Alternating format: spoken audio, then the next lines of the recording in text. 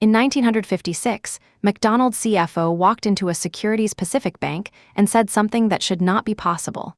Quote, "We are not technically in the food business. We are in the real estate business." 68 years later, the 10K confirms he was right. Last fiscal year, McDonald's collected $9.8 billion in rent from its franchisees and $4.6 billion in royalties. The rent line is more than 2 times the royalty line. So why does everyone keep talking about the burgers? McDonald's runs 42,000 restaurants worldwide. Roughly 95% are franchised, only 5% are company-operated. Inside that franchise relationship lie 2 separate cash flow lines. Royalty, about 4 to 5% of franchisee sales. Rent, 8.5 to 12% of franchisee sales. The royalty is what the meme calls a franchise. The rent is what makes McDonald's McDonald's, and almost no comparable franchise system in the world is built this way.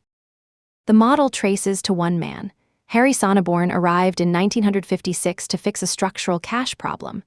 Ray Kroc could franchise the brand fast, but franchising alone did not generate enough capital to fund the next location.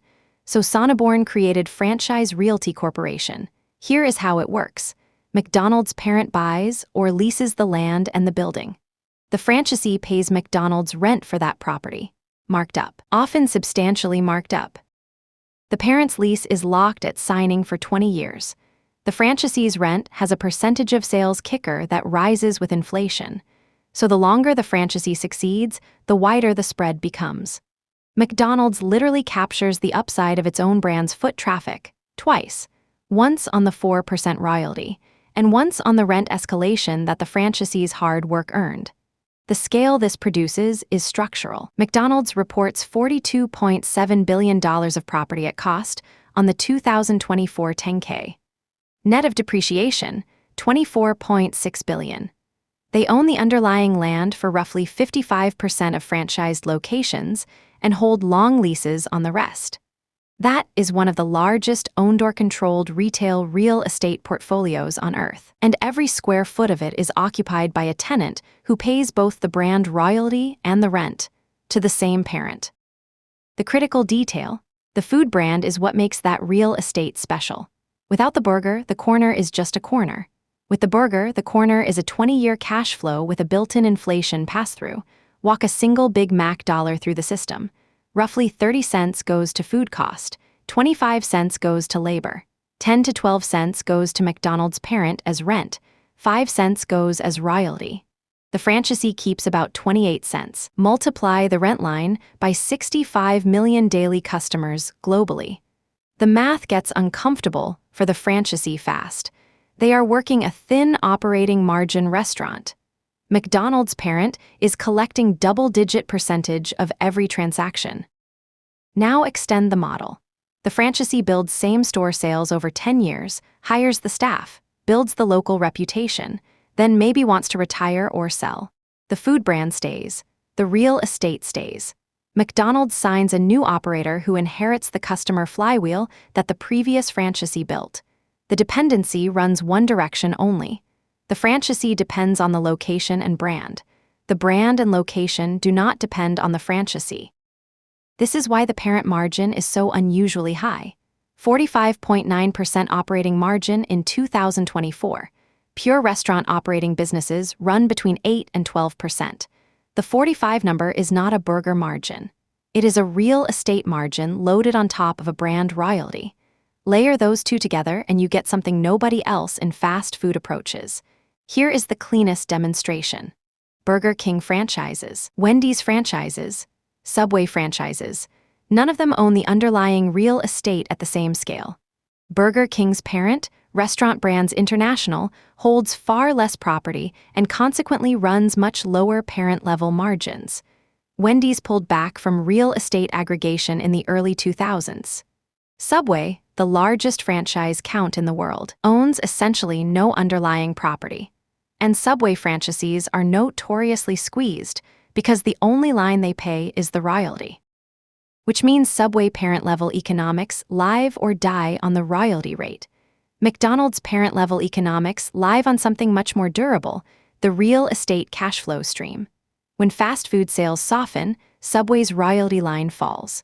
McDonald's royalty line falls, but McDonald's rent line is contractually locked. The lease percentage triggers continue accruing whether the burger margin is good or bad.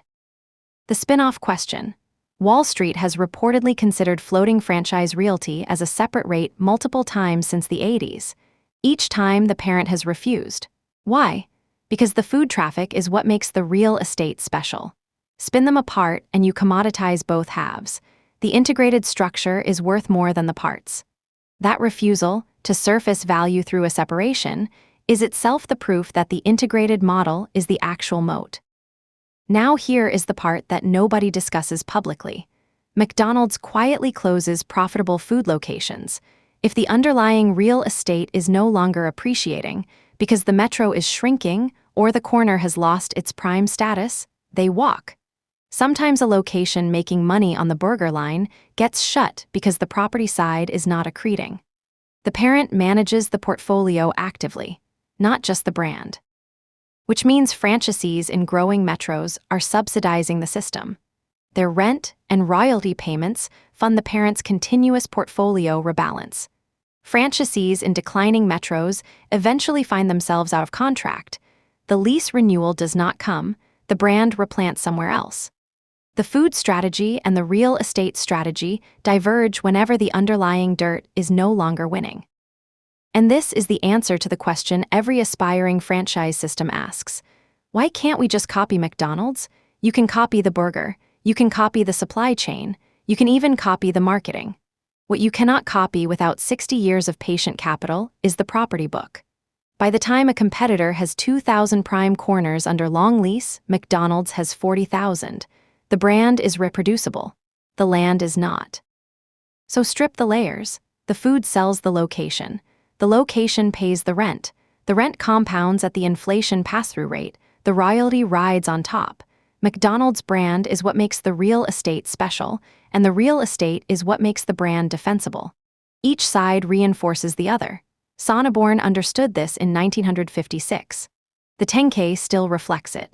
Next time you read a business breakdown that says X is actually a Y company, ask which line on the financial statements backs it up. For McDonald's, the rent line does 2.1 times the royalty, year after year.